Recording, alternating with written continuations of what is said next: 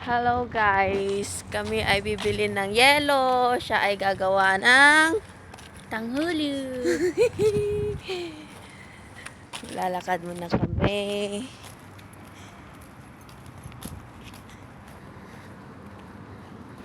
Papunta na nga kami dyan sa cold store para nga bumili ng yelo at yan na nga nakarating na nga kami sa cold store at hinahanap nga namin dyan kung saan nakalagay ang yelo at yun na nga hindi nga namin mahanap at yan ang rep.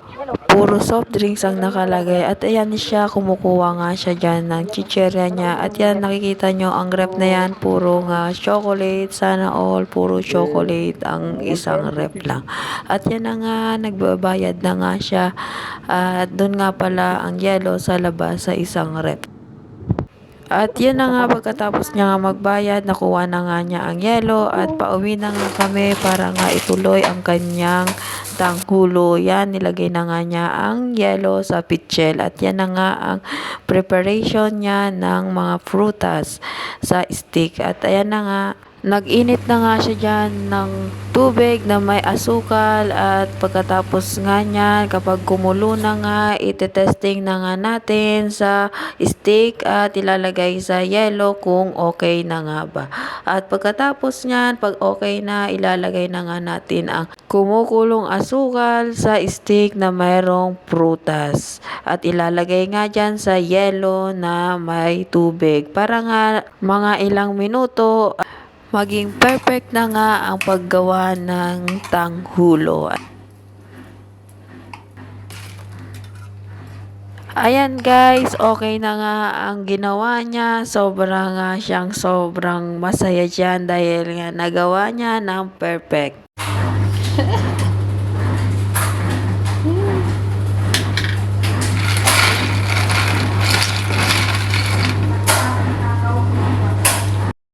Tapos na nga niya lahat gawin ang mga nagawa niyang tanghulo at yun na nga guys, sobrang sarap nga nito at first time nga niyang gumawa nito. So guys, titikman na natin yung tanghulo niya.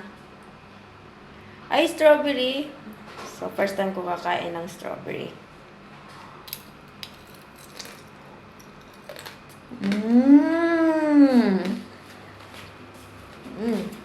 Perfect. Perfect love. Yep. Try na. Ah.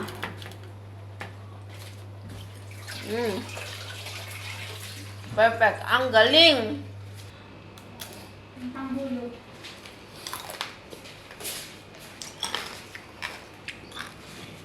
1, 2, 3, go. Paano? Sarap. Crunchy Wow, na. wow pa. Sarap na. Lagman mo ba? Perfect to. Perfect. Ang galing.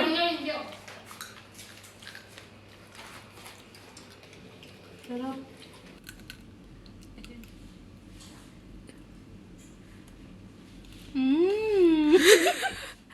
Ano, masarap.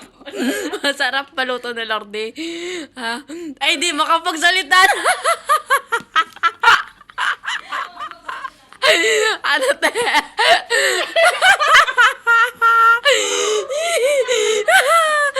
Ano, te? Hindi na makapagsalita.